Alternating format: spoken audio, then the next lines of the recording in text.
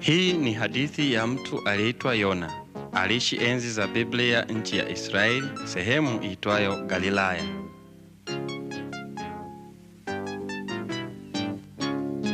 Yona alikuwa nabii. Nabii alifundisha watu kuhusu Mungu na akawasaidia kuombea kwa Mungu wakati wa matatizo au walipohitaji msaada. Watu wa Israeli walikuwa na matatizo mengi kwa kuwa Israeli ilikuwa nchi ndogo.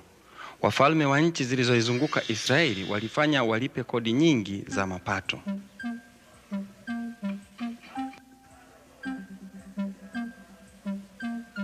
Mtu kama mfalme wa Ninawi aliweza kutoa ahadi kwa Israeli, lakini hakutimiza ahadi hizo. Wengine waliiba ardhi. Hivyo Israeli ikawa sehemu ndogo na ndogo na ndogo.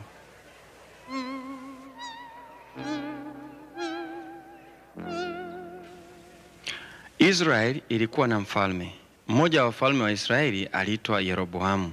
Yeroboamu alikuwa na nguvu na watu walikuwa wanamuogopa. Yeroboamu alipenda kuwasaidia watu ingawaje hakujua la kufanya hasa.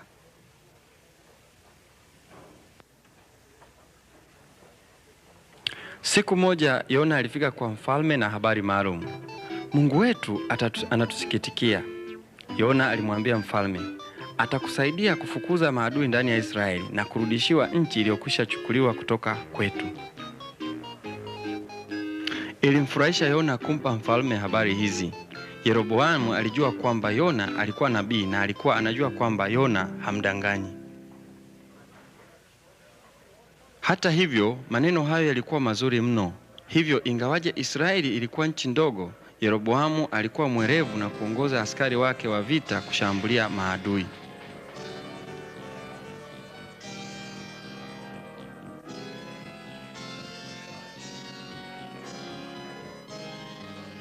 Yona alikuwa na furaha ajabu. Si kuona tu kwamba ahadi za Mungu zinakuwa kweli, lakini vile vile kuona jinsi Yeroboamu alivyoamini ahadi za Mungu. Nina uhakika Yona alitumia muda mwingi kuomba na kumshukuru Mungu kwa kuwa alikuwa mwema kwa Israeli. Unajua, tunaweza kumwomba Mungu atusaidie. Na anapofanya hivyo, kwa kweli Mungu anatusaidia kama tutamuomba, ila tusisahau kumshukuru. Karibu maili 100 kutoka Israeli ni mji mkubwa wa Ninawi. Ninawi ulikuwa mji mkuu wa Asiria ambao enzi hizo ulikuwa nchi yenye nguvu kuliko zote duniani. Watu wa Ninawi na Asiria hawakumpenda na kumtumikia Mungu kama watu wa Israeli walivyofanya. Asiria walipeleka majeshi yake Israeli kuwakamata watu wema na kuwarudisha Ninawi kama mateka. Kila wakati tukumbuke, ingawa watu wanafanya mambo mabaya, ingawa hawamfikirii Mungu au kufanya mambo ya kumridhisha, lakini Mungu anawapenda hata hivyo. Mungu aliwapenda watu wa Ninawi. Alitaka wajifunze kuhusu upendo wake.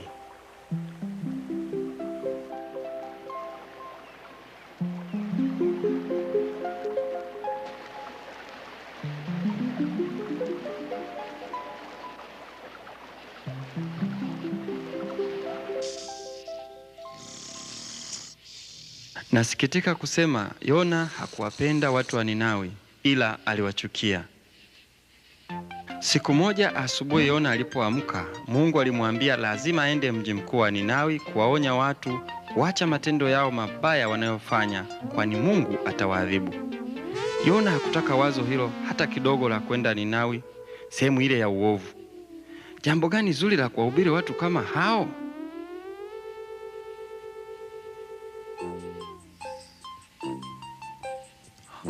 Wakati Yona alipoacha nyumba yake asubuhi, aliondoka kwa haraka, lakini badala ya kwenda Ninawi, alielekea upande mwingine. Yona alikuwa mjinga, akifikiria angeweza kumkimbia Mungu. Yona alikwenda sehemu itayo Jopa, mji kando kando ya bahari. Meli nyingi kutoka duniani kote zilikuja Jopa. Yona alinunua tikiti ya kwenda Tarshishi. Wanaume katika meli hiyo walikuwa kama maharamia wa baharini. Ingeweza kuwa hatari kusafiri pamoja nao.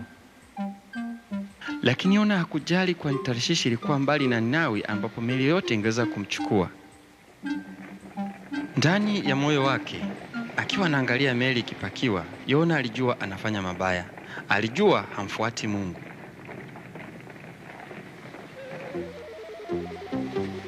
Jinsi Yona aliona meli zikiondoka Jopa, inawezekana zilimpa mawazo kweli, kwani meli ya kumpeleka Tarshish iliitwa meli ya biashara.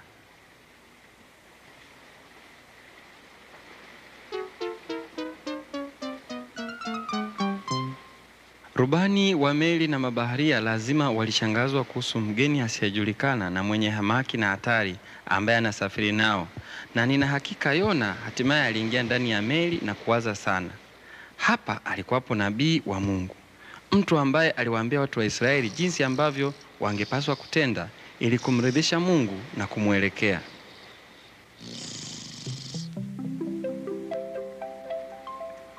Mwanzo safari ilikuwa nzuri.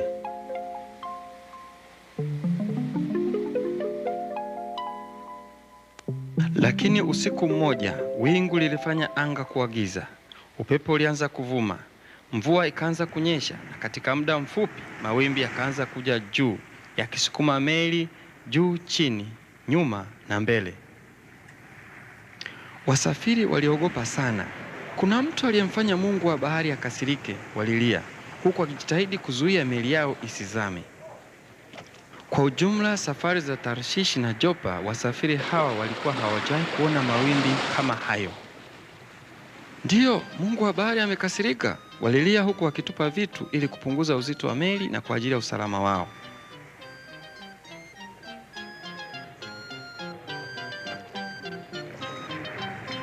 Kwa nini miungu yao haikuwalinda? Mmoja wa wasafiri alimfikiria mgeni aliyesafiri nao. Unaweza kuamini kuwa muda wote huo Yona alikuwa amelala? Lakini aliamka haraka wakati msafiri mmoja alipokuja na kulia, "Utawezaje kulala? Omba Mungu wako, mwambie atusaidie." Kweli kuna mtu aliyemkasirisha Mungu wa bahari. Bila shaka Yona alisikia mabaharia wakisema wakati akija juu melini, "Tutafute kati yetu ni nani aliyefanya tendo ovu."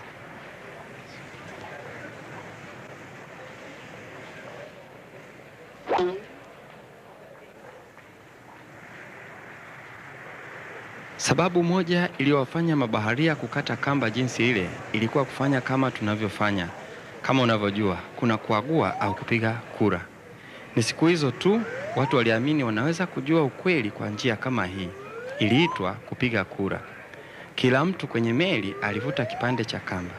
Halafu ikaja zamu ya Yona. Na kama unavyoona, yeye alivuta na akapata kipande kifupi.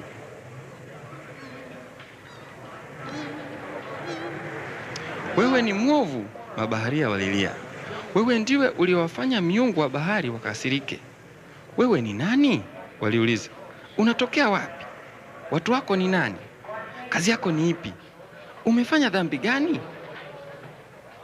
"Mimi ni nabii Yona, Mwebrania kutoka nchi ya Israeli," Yona aliwaambia.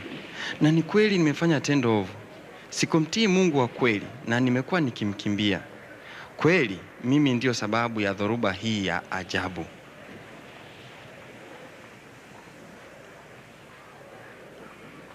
Mabaharia waliogopa waliposikia Yona akiwaambia Mungu aliacha kumtii, ndiye aliyetengeneza bahari. Nahodha na watu wake waliona watazama wote. Angalau Yona alikubali kwamba alikosa, lakini bado alikuwa na vitu vya kujifunza. umuhimu wa kumtii Mungu. Tuambie, nahodha alifoka. Tufanye nini kumridhisha Mungu wako? Tufanye nini mawimbi yatoweke? Nitupe baharini, Yona alisema. Labda Mungu wangu atatuliza dharuba. Ingawaje nahodha aliabudu miungu badala Mungu wa kweli, hakutaka kuua mtu yeyote. Hivyo aliwaamrisha watu wake wafanye kila wawezalo kuepusha meli kuzama. Bila shaka Yona alikuwa ameomba masaa yote, ingawa hakuthubutu kuzungumza na Mungu wake kwa sauti.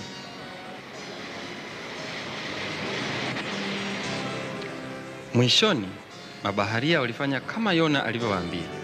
Wakamtupa Yona katika maji.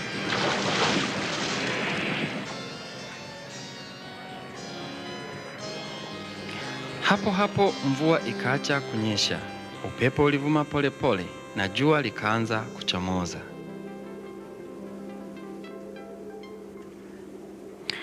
Katika meli, vitu vya ajabu vikaanza kutokea.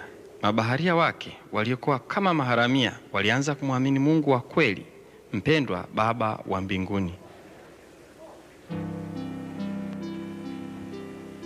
Bila shaka walitupa miungu yao baharini kama walivyomtupa Yona. Lakini chini kabisa katika kina kirefu sana cha maji, Yona hakuzama. Pamoja na kutokuwa mtiifu kwa Mungu, Mungu alimpenda na kuhakikisha yu salama chini huko. Nina uhakika Yona alifikiri huo ulikuwa mwisho wake. Lakini kitu cha ajabu kilitokea. Unajua, popote tulipo na chochote kinachotokea kwetu, Mungu anaweza kutulinda na kutuhifadhi. Alimlinda Yona. Biblia inatuambia Mungu alitayarisha samaki mkubwa. Hatujui ni aina gani ya samaki. Samaki huyu alifungua mdomo na Yona akatumbukia tumboni ndani ya samaki huyu mkubwa. Kwa siku 3 usiku na mchana, Yona aliishi tumboni mwa samaki. Alifurahi kuwa hai, lakini alijiuliza itatokea nini kwake baadaye.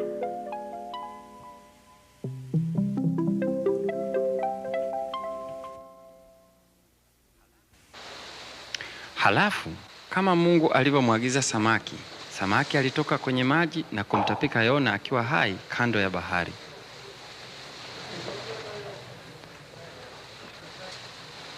Kwa mara nyingine Mungu akamwambia Yona, Yona, nataka uende mji mkuu mwovu wa Ninawi. Wakati huu Yona alikuwa tayari kutii yote Mungu aliyomwambia kufanya. Alikwisha pata fundisho. Ilimwogopesha kwenda kwenye huo mji mkuu, lakini Yona alijua Mungu anatulinda. Ninawi ulikuwa mji mkubwa wenye mfalme hodari na jeshi shupavu.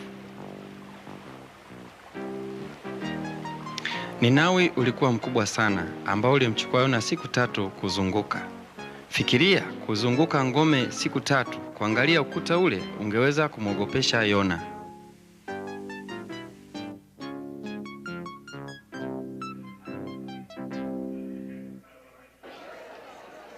Ukuta ulikuwa futi 100 kwenda juu, mrefu kama mlima.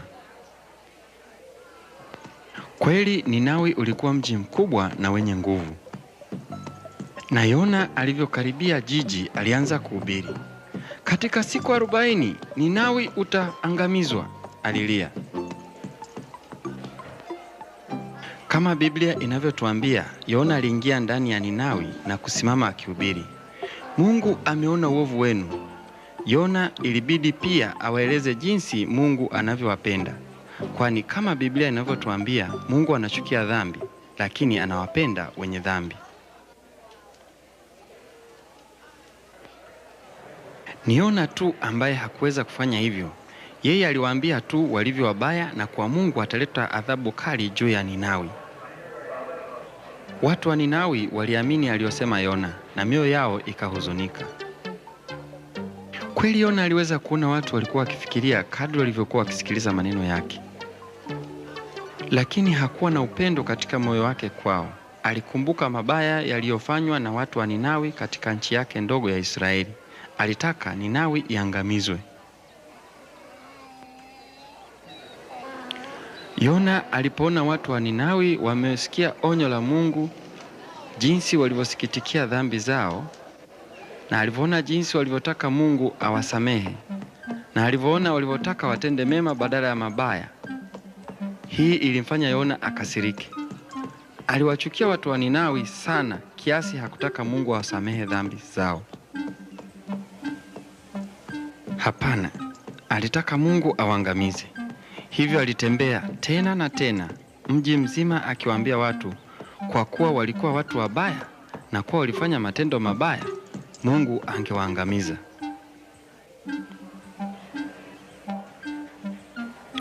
Lakini popote Yona alipokwenda akihubiri maneno mazito, watu walimsikiliza. Watu waliosikiliza waliamini maneno ya Mungu na walitaka Mungu awasamehe dhambi zao. Hii ilikuwa maajabu. Huku kulikuwa na onyo la Yona kwamba Mungu angeangamiza Ninawi. Huku watu walikuwa na hamu ya kusamehewa dhambi zao na kubadilika kutoka watu wabaya na kuwa watu wa Mungu. Yona hakujisikia ujasiri kadri alivyokuwa akikabili ngome ya mfalme katikati ya mji. Lakini Yona alijua ni lazima amtii Mungu hata angeogopeshwa namna gani. Hivyo katikati ya mji, karibu na ngome ya mfalme mkuu, aliendelea na mahubiri yake. Mmetenda dhambi kwa Mungu wa mbingu na nchi, alilia. Katika siku 40 Ninawi utaangamizwa.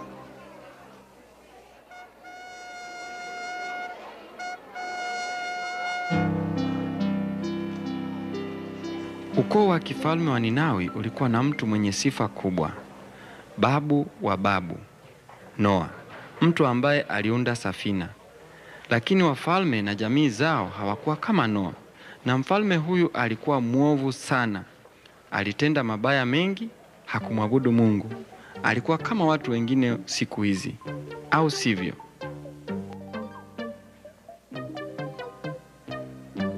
Haya yaliyotokea kwa watu wa Ninawi yakatokea pia kwa mfalme. Alisikiliza maneno yaliyosemwa na Yona, akayaamini maneno hayo yaliyotoka kwa Mungu. Pia alitaka Mungu amsamehe madhambi yake. Yona hakuamini alichokiona, mfalme mtukufu wa Ninawi akiungama madhambi yake. Ingewezekana vipi kuwa hivyo?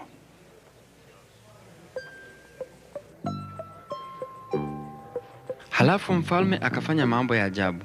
Akavua mavazi yake ya kifalme, mavazi ambayo mfalme tu alipaswa kuvaa, na akavaa nguo ya magunia ambayo mtu fukara angevaa hapo Ninawi. Ndipo mfalme mtukufu akakaa juu ya marundo ya majivu. Kufanya kitendo kama hiki katika enzi ya Biblia kulimaanisha kwamba amesikitishwa sana sana na madhambi yake.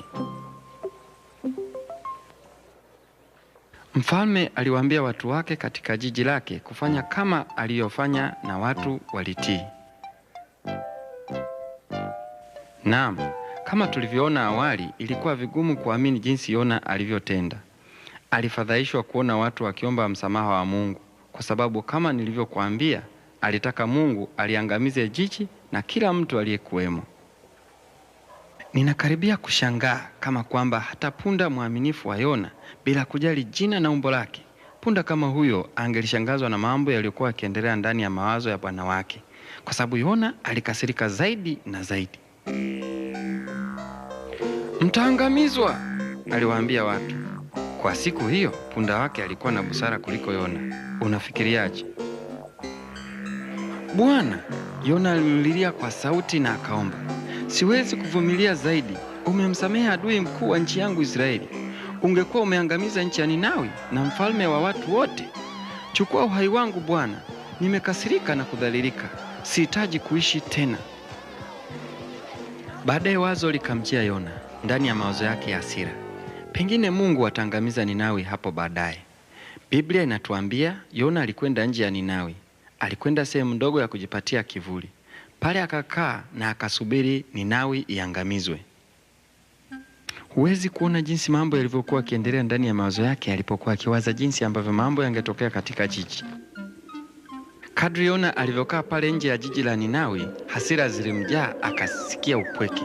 Jua liliendelea kuwaka zaidi. Upepo ulianza kuvuma na kupeperusha majani ya miti kutoka katika kivuli alipokuwa. Joto lilizidi zaidi kiasi kwamba Yona alikaribia kuzirai. Hatimaye usiku uliingia, na katika giza Mungu alisababisha kuota mmea wenye majani mapana. Majani haya yalimpa Yona kivuli kizuri wakati jua la asubuhi lilipochomoza na joto likajitokeza tena. Yona alifurahishwa na kitendo cha Mungu kumletea kivuli. Nina hakika alimshukuru Mungu kwa kusema asante. Ninadhani aliwaza kwamba kwa kuwa Mungu alimwandalia kivuli kizuri kiasi hicho kwa ajili yake, basi alikusudia kumpa faraja wakati akiangalia yale yatakayoitokea Ninawi. Usiku uliingia, lakini bado hakuna kilichotokea. Hakuna kilichotokea katika jiji la Ninawi, ndiyo, lakini jambo lilitokea mahali alipokuwa Yona, kama Mungu alivyomwandaa nyangumi ammeze Yona. Kwanza akampeleka kiwavi. Wakati Yona akilala, kiwavi yule alijilisha katika mmea ule mzuri. Ilipotimia asubuhi, Yona akakuta kwamba mmea ule mzuri umekufa. Hakuwa na kivuli cha kujikinga na joto kali la jua. Kwa nini Mungu aliacha jambo hili litokee? Alishangaa.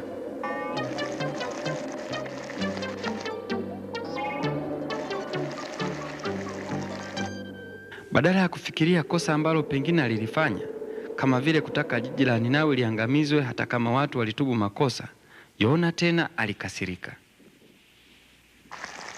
Kwa hakika alimkasirikia Mungu. Lo, kitendo gani cha kijinga! Mungu hakuwa mwonevu kwa Yona. Mungu alikuwa anajaribu kumsaidia Yona kuelewa jinsi alivyokuwa mjinga. Kama Mungu alivyokuwa akimwonyesha upendo kwa jiji la Ninawi wakati jiji lilipokuwa limejaa dhambi na matendo maovu, kwa hiyo Mungu alitaka kumwonyesha upendo kwa Yona. Lakini uelewe, alimwambia Yona, unaona sasa, unajisikia vibaya kwa kukosa kivuli cha mzabibu. Huwezi kuelewa jinsi ninavyojihisi wakati ninapoangalia chini katika mji kama Ninawi na kuona kiasi gani watu wananihitaji. Basi ilimchukua muda mrefu kabla Yona hatimaye kuanza kuelewa. Akaanza kuwaza jinsi Mungu alivyosema. Yona aliishi wakati watu hawakujua jinsi maajabu ya kifungu cha Biblia kinachosema, kwa jinsi hii Mungu aliupenda ulimwengu na alimtuma mwana pekee. Lakini Yona alipata kufahamu kuwa Mungu kweli ana upendo kwa watu. Mungu angependelea kututendea mambo mema badala ya kutuadhibu kwa matendo yetu mabaya. Kama tukitubu dhambi zetu, Mungu ni mwaminifu na msamehefu wa dhambi zetu na kututakasa na makosa yetu.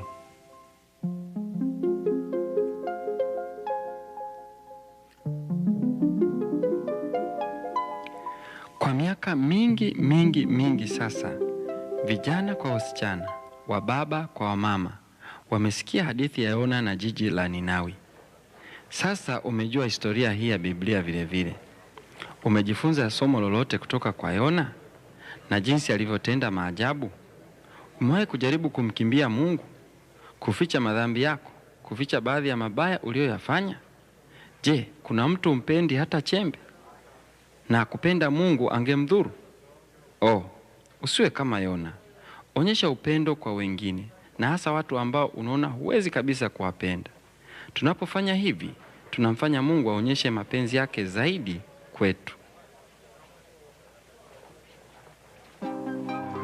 Ndiyo, Mungu ni upendo.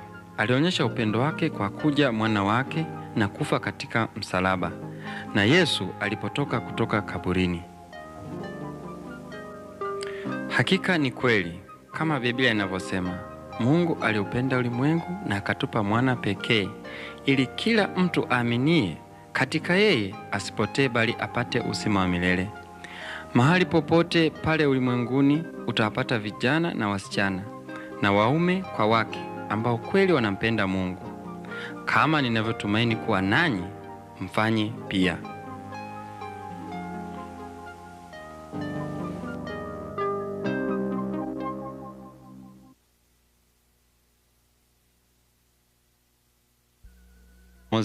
Na joto likajitokeza tena. Yona alifurahishwa na kitendo cha Mungu kumletea kivuli. Nina hakika alimshukuru Mungu kwa kusema asante. Ninadhani aliwaza kwamba kwa kuwa Mungu alimwandalia kivuli kizuri kiasi hicho kwa ajili yake, Basi alikusudia kumpa faraja wakati akiangalia yale yatakayotokea Ninawi. Usiku uliingia, lakini bado hakuna kilichotokea. Hakuna kilichotokea katika jiji la Ninawi, ndiyo, lakini jambo lilitokea mahali alipokuwa Yona, kama Mungu alivyomwandaa nyangumi ammeze Yona. Kwanza akampeleka kiwavi. Wakati Yona akilala, kiwavi yule alijilisha katika mmea ule mzuri. Ilipotimia asubuhi, Yona akakuta kwamba mmea ule mzuri umekufa. Hakuwa na kivuli cha kujikinga na joto kali la jua. Kwa nini Mungu aliacha jambo hili litokee? Alishangaa.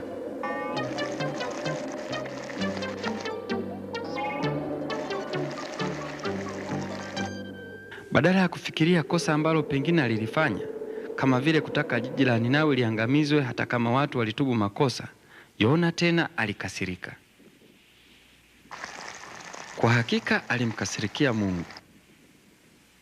Lo, kitendo gani cha kijinga! Mungu hakuwa mwonevu kwa Yona. Mungu alikuwa anajaribu kumsaidia Yona kuelewa jinsi alivyokuwa mjinga. Kama Mungu alivyokuwa akimwonyesha upendo kwa jiji la Ninawi wakati jiji lilipokuwa limejaa dhambi na matendo maovu, kwa hiyo Mungu alitaka kumwonyesha upendo kwa Yona. Lakini uelewe, alimwambia Yona, unaona sasa, unajisikia vibaya kwa kukosa kivuli cha mzabibu. Huwezi kuelewa jinsi ninavyojihisi wakati ninapoangalia chini katika mji kama Ninawi na kuona kiasi gani watu wananihitaji.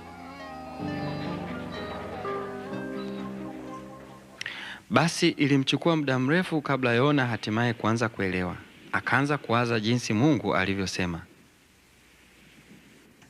Yona aliishi wakati watu hawakujua jinsi maajabu ya kifungu cha Biblia kinachosema, kwa jinsi hii Mungu aliupenda ulimwengu na alimtuma mwana pekee. Lakini Yona alipata kufahamu kuwa Mungu kweli ana upendo kwa watu. Mungu angependelea kututendea mambo mema badala ya kutuadhibu kwa matendo yetu mabaya. Kama tukitubu dhambi zetu, Mungu ni mwaminifu na msamehefu wa dhambi zetu na kututakasa na makosa yetu.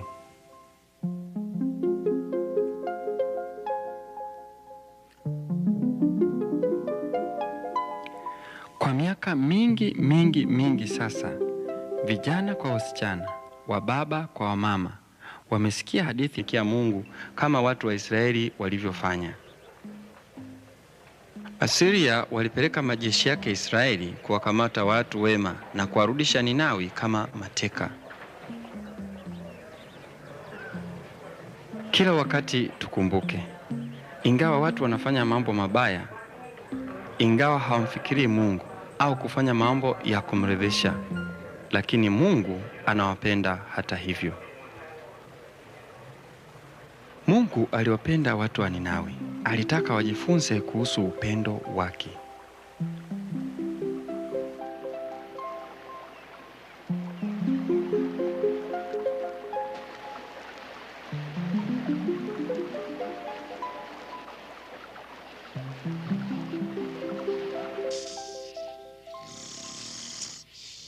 Nasikitika kusema Yona hakuwapenda watu wa Ninawi, ila aliwachukia.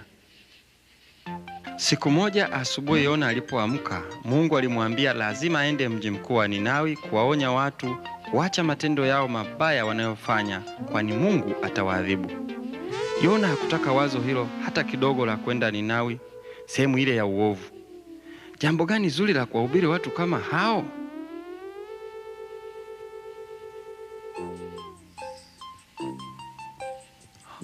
Wakati Yona alipoacha nyumba yake asubuhi, aliondoka kwa haraka, lakini badala ya kwenda Ninawi, alielekea upande mwingine. Yona alikuwa mjinga, akifikiria angeweza kumkimbia Mungu. Yona alikwenda sehemu itayo Jopa, mji kando ya bahari. Meli nyingi kutoka duniani kote zilikuja Jopa. Yona alinunua tikiti ya kwenda Tarshishi. Wanaume katika meli hiyo walikuwa kama maharamia wa baharini. Ingeweza kuwa hatari kusafiri pamoja nao. Lakini Yona hakujali, kwani Tarshishi ilikuwa mbali na Ninawi ambapo meli yote ingeweza kumchukua. Ndani ya moyo wake Akiwa anaangalia meli ikipakiwa, Yona alijua anafanya mabaya. Alijua hamfuati Mungu.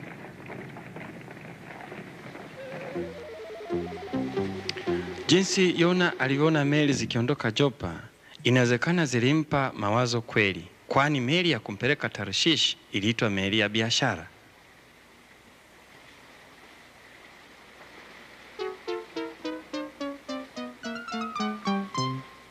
Rubani wa meli na mabaharia lazima walishangazwa kuhusu mgeni asiyejulikana na mwenye hamaki na hatari ambaye anasafiri nao. Na nina hakika Yona hatimaye aliingia ndani ya meli na kuwaza sana. Hapa alikuwapo nabii wa Mungu, mtu ambaye aliwaambia watu wa Israeli jinsi ambavyo na awali ilikuwa vigumu kuamini jinsi Yona alivyotenda. Alifadhaishwa kuona watu wakiomba msamaha wa Mungu, kwa sababu kama nilivyokuambia, alitaka Mungu aliangamize jiji na kila mtu aliyekuwemo. Ninakaribia kushangaa kama kwamba hata punda mwaminifu wa Yona, bila kujali jina na umbo lake, punda kama huyo angelishangazwa na mambo yaliyokuwa yakiendelea ndani ya mawazo ya bwana wake, kwa sababu Yona alikasirika zaidi na zaidi. Mtaangamizwa, aliwaambia watu. Kwa siku hiyo punda wake alikuwa na busara kuliko Yona. Unafikiriaje? Bwana, Yona alililia kwa sauti na akaomba, siwezi kuvumilia zaidi. Umemsamehe adui mkuu wa nchi yangu Israeli. Ungekuwa umeangamiza nchi ya Ninawi na mfalme wa watu wote. Chukua uhai wangu Bwana, nimekasirika na kudhalilika. Sihitaji kuishi tena. Baadaye wazo likamjia Yona ndani ya mawazo yake ya hasira. Pengine Mungu ataangamiza Ninawi hapo baadaye. Biblia inatuambia Yona alikwenda nje ya Ninawi. Alikwenda sehemu ndogo ya kujipatia kivuli. Pale akakaa na akasubiri Ninawi iangamizwe. Huwezi kuona jinsi mambo yalivyokuwa yakiendelea ndani ya mawazo yake alipokuwa akiwaza jinsi ambavyo mambo yangetokea katika jiji. Kadri Yona alivyokaa pale nje ya jiji la Ninawi, hasira zilimjaa, akasikia upweke. Jua liliendelea kuwaka zaidi. Upepo ulianza kuvuma na kupeperusha majani ya miti kutoka katika kivuli alipokuwa. Joto lilizidi zaidi kiasi kwamba Yona alikaribia kuzirai. Hatimaye usiku uliingia, na katika giza Mungu alisababisha kuota mmea wenye majani mapana. Majani haya yalimpa Yona kivuli kizuri wakati jua la asubuhi lilipochomoza na joto likajitokeza tena. Yona alifurahishwa na kitendo cha Mungu kumletea kivuli. Nina hakika alimshukuru Mungu kwa kusema asante. Ninadhani aliwaza kwamba kwa kuwa Mungu alimwandalia kivuli kizuri kiasi hicho kwa ajili yake, basi alikusudia kumpa faraja wakati akiangalia yale yatakayoitokea Ninawi. Usiku uliingia, lakini bado hakuna kilichotokea. Hakuna kilichotokea katika jiji la Ninawi, ndiyo, lakini jambo lilitokea mahali alipokuwa Yona, kama Mungu alivyomwandaa nyangumi ammeze Yona. Kwanza akampeleka kiwavi. Wakati Yona akilala, kiwavi yule alijilisha katika mmea ule mzuri. Ilipotimia asubuhi, Yona akakuta kwamba mmea ule mzuri umekufa. Hakuwa na kivuli cha kujikinga na joto kali la jua. Kwa nini Mungu aliacha jambo hili litokee? Alishangaa.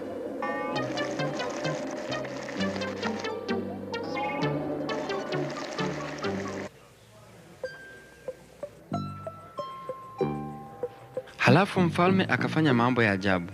Akavua mavazi yake ya kifalme, mavazi ambayo mfalme tu alipaswa kuvaa, na akavaa nguo ya magunia ambayo mtu fukara angevaa hapo Ninawi.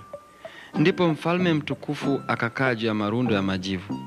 Kufanya kitendo kama hiki katika enzi ya Biblia kulimaanisha kwamba amesikitishwa sana sana na madhambi yake. Mfalme aliwaambia watu wake katika jiji lake kufanya kama aliyofanya, na watu walitii.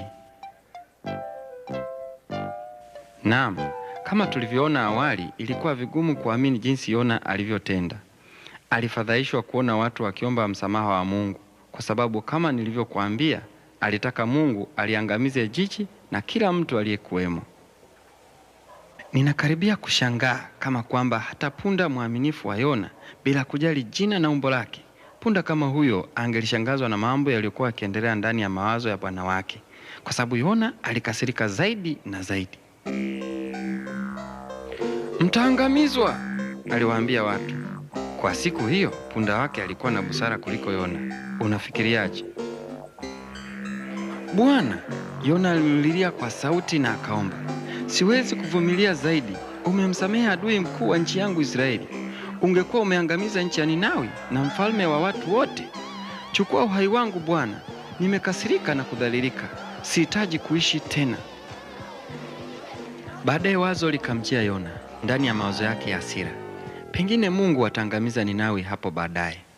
Biblia inatuambia Yona alikwenda nje ya Ninawi. Alikwenda sehemu ndogo ya kujipatia kivuli. Pale akakaa na akasubiri Ninawi iangamizwe. Huwezi kuona jinsi mambo yalivyokuwa yakiendelea ndani ya mawazo yake alipokuwa akiwaza jinsi ambavyo mambo yangetokea katika jiji.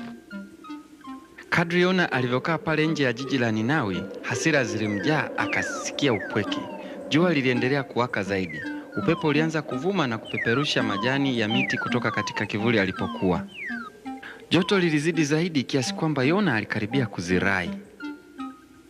Hatimaye usiku uliingia na katika giza Mungu alisababisha kuota mmea wenye majani mapana. Majani haya yalimpa Yona kivuli kizuri wakati jua la asubuhi lilipochomoza na joto likajitokeza tena. Yona alifurahishwa na kitendo cha Mungu kumletea kivuli. Nina hakika alimshukuru Mungu kwa kusema asante.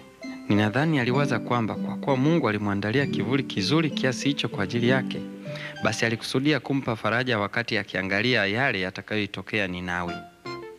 Usiku uliingia. Yona tu ambaye hakuweza kufanya hivyo. Yeye aliwaambia tu walivyo wabaya na kwa Mungu ataleta adhabu kali juu ya Ninawi. Watu wa Ninawi waliamini aliyosema Yona na mioyo yao ikahuzunika. Kweli Yona aliweza kuona watu walikuwa wakifikiria kadri walivyokuwa wakisikiliza maneno yake. Lakini hakuwa na upendo katika moyo wake kwao. Alikumbuka mabaya yaliyofanywa na watu wa Ninawi katika nchi yake ndogo ya Israeli. Alitaka Ninawi iangamizwe. Yona alipoona watu wa Ninawi wamesikia onyo la Mungu, jinsi walivyosikitikia dhambi zao, na alivyoona jinsi walivyotaka Mungu awasamehe, na alivyoona walivyotaka watende mema badala ya mabaya, hii ilimfanya Yona akasirike. Aliwachukia watu wa Ninawi sana kiasi hakutaka Mungu awasamehe dhambi zao. Hapana, alitaka Mungu awaangamize. Hivyo alitembea tena na tena mji mzima akiwaambia watu kwa kuwa walikuwa watu wabaya na kuwa walifanya matendo mabaya, Mungu angewaangamiza.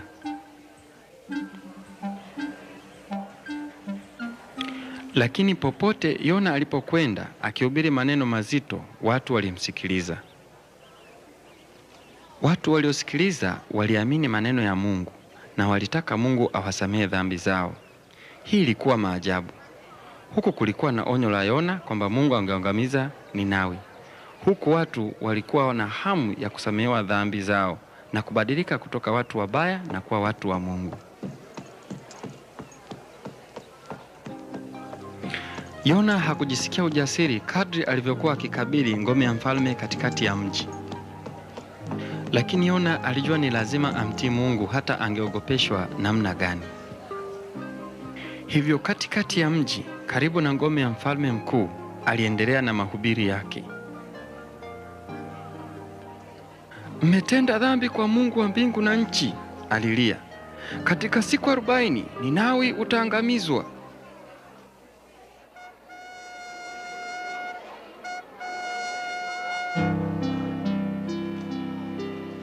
Ukoo wa kifalme wa Ninawi ulikuwa na mtu mwenye sifa kubwa. Babu wa babu, Noa, mtu ambaye aliunda safina. Lakini wafalme na jamii zao hawakuwa kama Noa, na mfalme huyu alikuwa mwovu sana. Alitenda mabaya mengi, hakumwabudu Mungu. Alikuwa kama watu wengine siku hizi, au sivyo?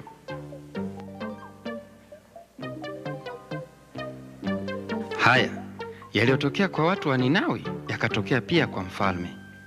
Jopa, mji kando kando ya bahari. Meli nyingi kutoka duniani kote zilikuja Jopa. Yona alinunua tikiti ya kwenda Tarshish. Wanaume katika meli hiyo walikuwa kama maharamia wa baharini. Ingeweza kuwa hatari kusafiri pamoja nao. Lakini Yona hakujali, kwani Tarshishi ilikuwa mbali na Ninawi ambapo meli yote ingeweza kumchukua. Ndani ya moyo wake, akiwa anaangalia meli ikipakiwa, Yona alijua anafanya mabaya. Alijua hamfuati Mungu.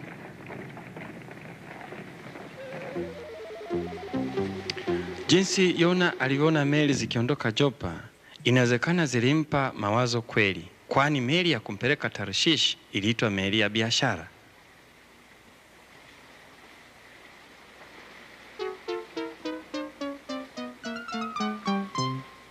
Rubani wa meli na mabaharia lazima walishangazwa kuhusu mgeni asiyejulikana na mwenye hamaki na hatari ambaye anasafiri nao.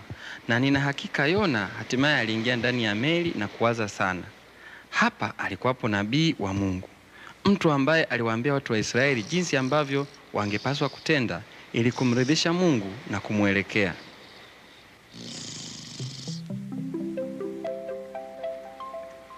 Mwanzo safari ilikuwa nzuri.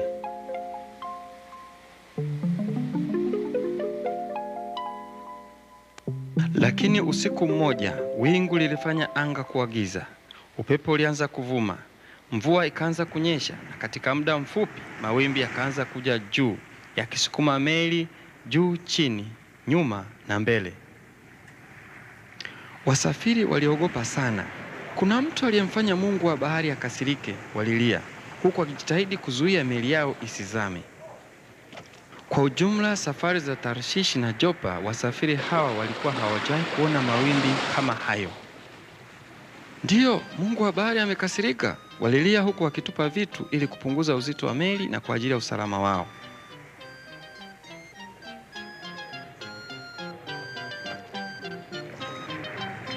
Kwa nini miungu yao haikuwalinda? Mmoja wa wasafiri alimfikiria mgeni aliyesafiri nao. Unaweza kuamini kuwa muda wote huo Yona alikuwa amelala. Lakini aliamka haraka wakati msafiri mmoja alipokuja na kulia, "Utawezaje kulala? Omba Mungu wako, mwambie atusaidie." Kweli kuna mtu aliyemkasirisha Mungu wa bahari. Bila shaka Yona alisikia mabaharia wakisema wakati akija juu melini, "Tutafute kati yetu ni nani aliyefanya tendo ovu,